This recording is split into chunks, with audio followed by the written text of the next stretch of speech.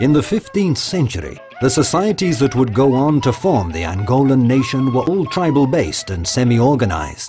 Their development was to be interrupted by the arrival of the Portuguese in 1482.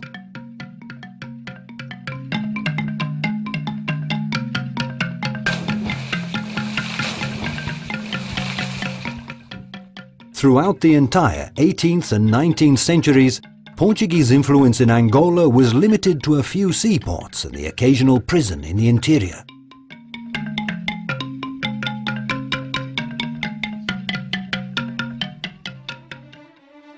True military occupation, imposed by the Berlin Conference of 1884, was only to be put into effect in 1920 with the defeat of the Chokwe people at the Great Battle of Calendende.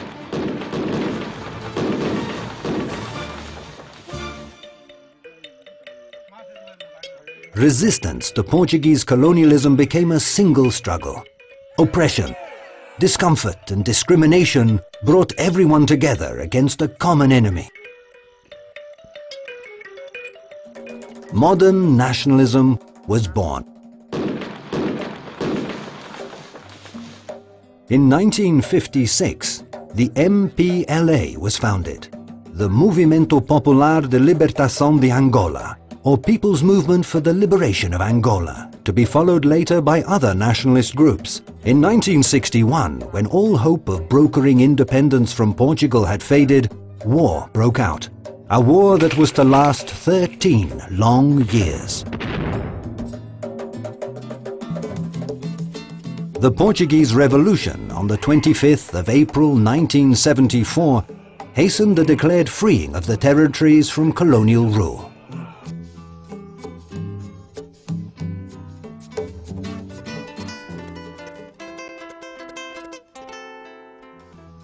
In spite of the war, which was to continue for many years more, President Antonio Agostinho Neto proclaimed the independence of Angola to Africa and the world on the 11th of November 1975.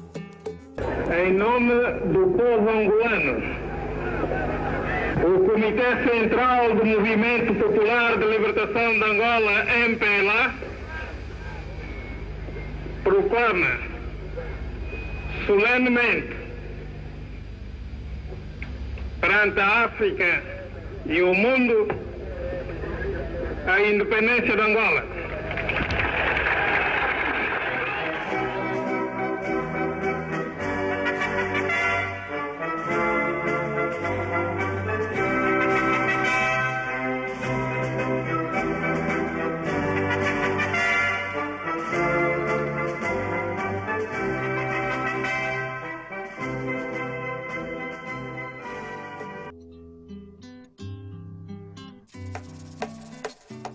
As well as being a committed nationalist, poet, doctor, and one of the best statesmen to come out of Africa, Agostinho Neto was a determined man.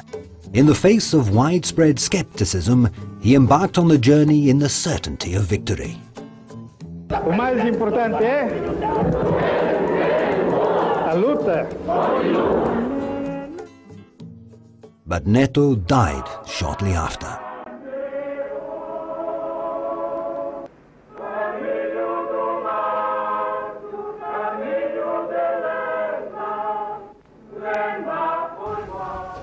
Não é uma substituição fácil, nem tampouco me parece uma substituição possível. É apenas uma substituição necessária. Despite the Cuban presence, despite the fact that the Angolan army was better prepared for conventional fighting, Angola's adversaries believed she could not withstand a massive, crushing attack. The forces of apartheid invaded Cunene province and bombed its capital.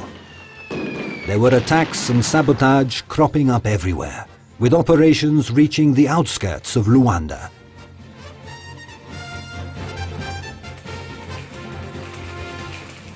Under the leadership of José Eduardo dos Santos, the FAPLA and the people resisted. In addition to tried and tested land forces, Angola now had the best and fastest aviation. The defenders of apartheid began to falter. It was their own children dying or being maimed. It was their elite force being wiped out on the battlefield. The strategies of the heroes of Cuito, Cuanavalle marked a turning point in African history.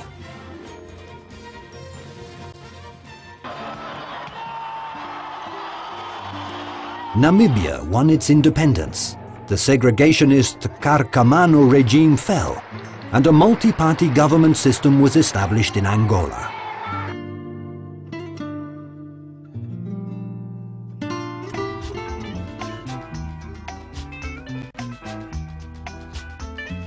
"16 years after independence, the first free and fair elections were held.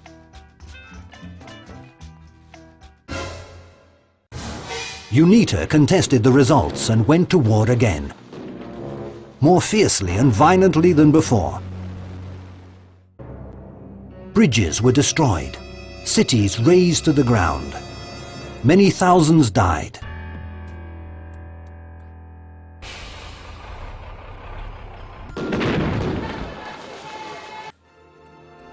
But finally there came the 4th of April 2002, when the cannon fire was finally silenced. Today, the Angolan people live in peace, demonstrating their maturity in the way they have mutually accepted living together as brothers, with no problems or conflicts between those who were once sworn enemies.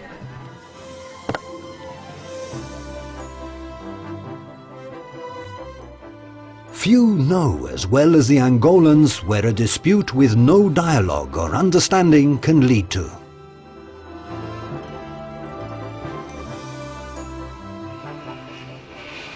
No one could be better equipped to advise on and propose with intelligence and discernment the paths to stability and peace than a leader who was able to take on Angola in such a desperate situation. During the war, he reorganized and modernized the army and managed to achieve what seemed impossible.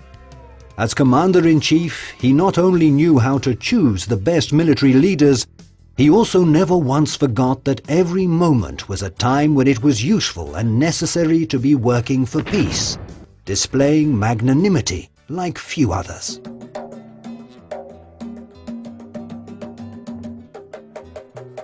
This man is José Eduardo dos Santos, dubbed Zedu, the architect of peace. Muito obrigado por esse apoio. From his hand came not only the solid edifice of a real and lasting peace, but also the blueprints for a multi-party democracy that would allow for